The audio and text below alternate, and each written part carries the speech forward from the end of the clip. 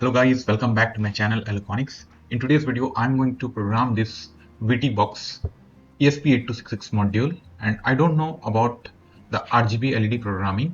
So without writing a single piece of program, I'm going to turn on this LED with the community support. So let's get started. So first I was searching for the device name. As I forgot the device name, so then I found this is my ESP8266 Witty. So this is my board. It has one RGB LED, one LDR, and there is two push button. So for now, we are only concerned about RGB LED. So research about ESP8266 Witty board LED control. Then I land up to this web page. Then they have given library. So first I will download it entirely. So this is GitHub repository. To download it, you need to go over here and click on download zip. So this will get downloaded.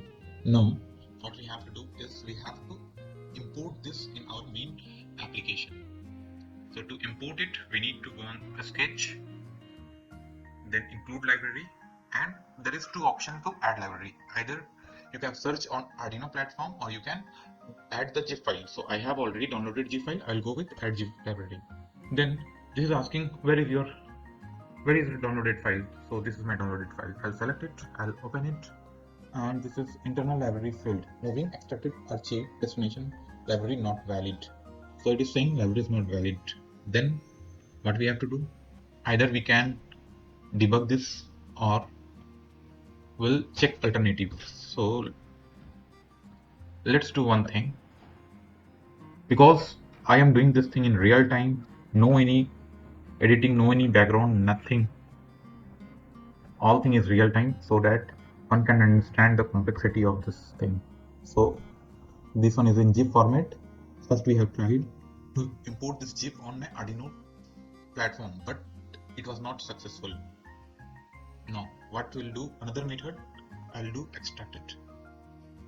I'm telling you this procedure because I want you to not only follow one steps or one method, you can follow n number of method. So I have extracted this, and by forcefully we will paste this thing in our library directory. So we have a library directories. I have a path of library directories. I'll also tell you, those who don't know where is the path of library directory, they can go on the Arduino, then go to file, then go to preferences, and this is the directory. Copy this directory, go to your any file manager, paste over here, press enter. Now search L. It will show your libraries, and here I wanted to paste it, so Control V.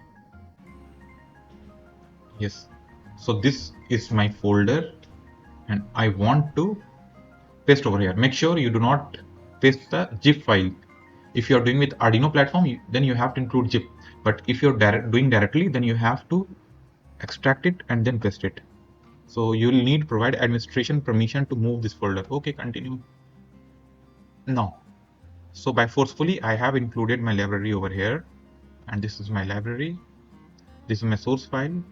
I will not go in detail about this thing. Let's close it. So what we have done till now, we have just included the library, but we have to also write the code. So go to the source, there is a main.cpp. So main.cpp is our main application program. I'll copy this thing and I'll paste over Arduino platform and close it, clean this thing, paste the code. So this is code. This is our code. Now if our library is successfully installed perfectly, then it should compile. If it is not compiling, then there must be some error. Let's see. Yeah, ESP8266 Wi-Fi.h. No such file or directory. So first let's see which is our board. So we have by default selected ESP32. Let me change to ESP8266 node MCU. Let's make it 0.9. Now compile it again. Let's wait for a few seconds. What do you think? Will it compile or will it not compile? I hope it should compile. Done compiling. Now let me change few things, like we wanted to change the network name. I will change the current network, and my current network is R guest. R should be in capital, G should be in capital with underscore. So let me make it R underscore guest. Now the password, should I have to maintain the password? At 123, then hash. There is hash $10. It's supposed to be this, but let me cross check. Guest @123 hash $. Now upload it. Now wait for a few seconds. Then what will happen? Let's understand the code. So this will create one web page. A fatal error. Python could not open the port. Okay, no, we have to select the port also. So this is port. Port is not selected. The reason is my cable is not connected. So first I'll connect this with my board. Now the port should appear now. Now go to the tools, go to the port, and it is COM port 5. Select it, upload it. Wait for a few seconds. It will get uploaded on my microcontroller. Now it has uploaded. Open the serial monitor. And what is the baud rate? First we need to check the baud rate. It is in the void setup. It must be in the void setup itself. It's 9600. Make it 9600. Yes. And press a boot button or reset button. It is searching for the network. Hope so this device will get network, and this is get connected. Then HTTP server has started. This is the IP address. My network has given this device. Let's check whether web page is available on this. Yes, I got this. On. No, on. On. Yes, it turned on. On. Let me get off. Off. Off. Green should be on. On.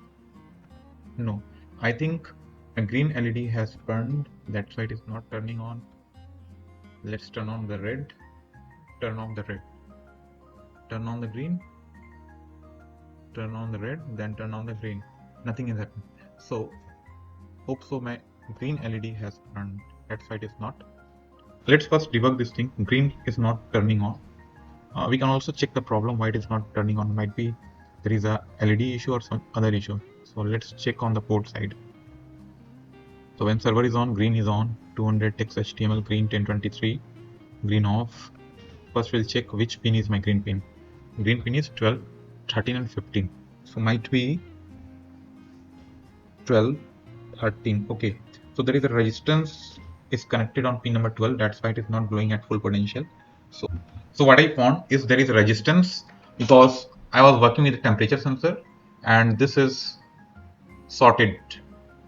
So what I can do is I can deattach this resistance, but before deattaching, let me open this and let me refresh this, turn on the green.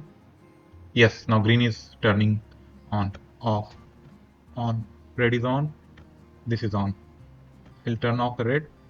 If I'll turn on all the color, it will become white. Because this part with the pin number 12, my another sensor was connected. So due to some voltage fluctuation, this was not turning on. So that's it for today, guys.